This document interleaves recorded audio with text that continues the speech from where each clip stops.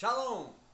Nós vamos falar nesse momento um pouco sobre a pentecostal hermenêutica, como nós pentecostais interpretamos e analisamos e temos a nossa ótica peculiar e pessoal sobre o texto bíblico.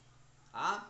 E eu inicio essa fala, esse breve situar sobre a hermenêutica pentecostal, refletindo a questão de como surge ou como se situa as nossas origens interpretativas do texto sagrado, conforme inclusive postula e defende um dos teólogos pentecostais mais expressivos, o hermeneuta pentecostal brasileiro, Gutierrez Siqueira Fernandes, tá? Ele vai dizer o seguinte, que não nascemos abraçados aos métodos históricos. A leitura dos primeiros pentecostais era indutiva e dedutiva.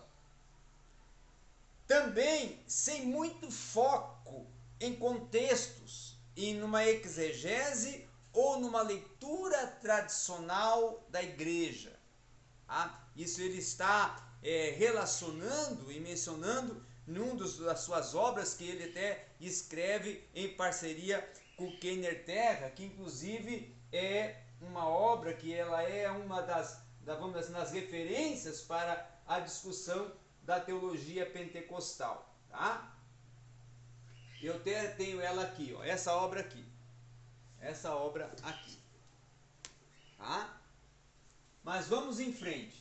Ainda dentro dessa abordagem, ainda continuando essa discussão, o que nós podemos considerar e em resultados até, vamos dizer assim, de uma diversidade, é que a falta da erudição, né, nos primórdios do movimento pentecostal, principalmente no Brasil, o estudo teológico era visto com algumas restrições.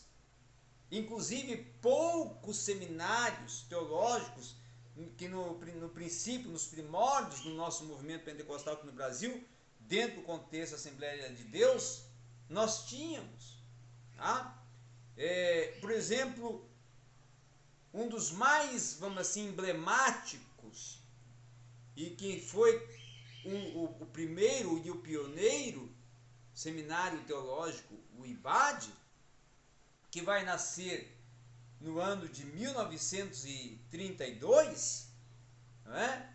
Ele é um seminário que nos seus primórdios e nos seus princípios, ele vai ter uma ênfase na teologia pentecostal, principalmente enfatizando e ressaltando a busca pelos dons espirituais e a interpretação direcionada dentro de um contexto do que nós pentecostais defendemos e cremos. E é a partir daí que começa-se ao estudar-se, a buscar um estudo da teologia pentecostal. Mas com isso não havia critérios, não havia normas e métodos a serem adotados para ler e até para se estudar ao texto sagrado, né?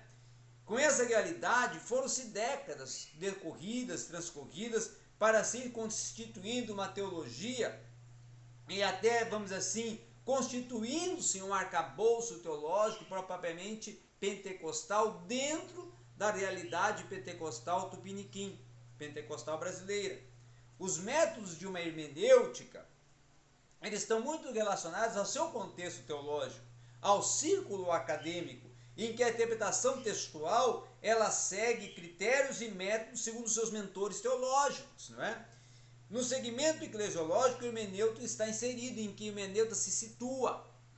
Mas uma hermenêutica pertinente, que contempla o texto e extrai dele as suas realidades literárias, implícitas, como contribui Siqueira também, ele vai dizer que ela normalmente é holística, ou seja, nunca toma a parte pelo todo, mas procura sempre olhar a parte a partir do todo. Então, observando essa posição e esse pressuposto postulado por Gutierrez Fernandes Siqueira, o contexto inicial, o micro e macro contexto, ele serve de uma, assim, de uma propulsão para se poder indicar o que o agiógrafo, o autor sagrado, está declarando, indicando ou propondo no texto. Seguindo essa ótica, vai perguntar-se como e quando o texto foi desenvolvido. Então surgem algumas perguntas pedagógicas sobre o texto. O que, quando e como. Com isso, a hermenêutica comprometida com o texto sagrado, ela deve primar pelas realidades do contexto, tá? Em todas as esferas, considerando sempre o pano de fundo cultural, histórico, religioso, político, social, que o agiógrafo esteve inserido, que irá conceder um olhar analítico ao texto sagrado. Então a hermenêutica, ela está vinculada, além do círculo acadêmico, que o hermeneuta pertence, ao seu ambiente, ao seu contexto pessoal, que é muito expressivo e importante. Por exemplo, Kennedy Archer, ele vai dizer que o leitor não chega ao texto como uma folha em branco.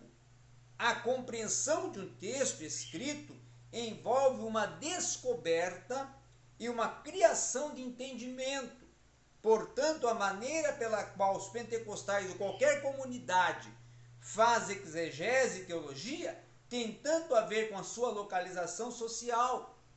Partindo desse pressuposto, os leitores e intérpretes pentecostais relacionam o texto com as suas realidades existenciais.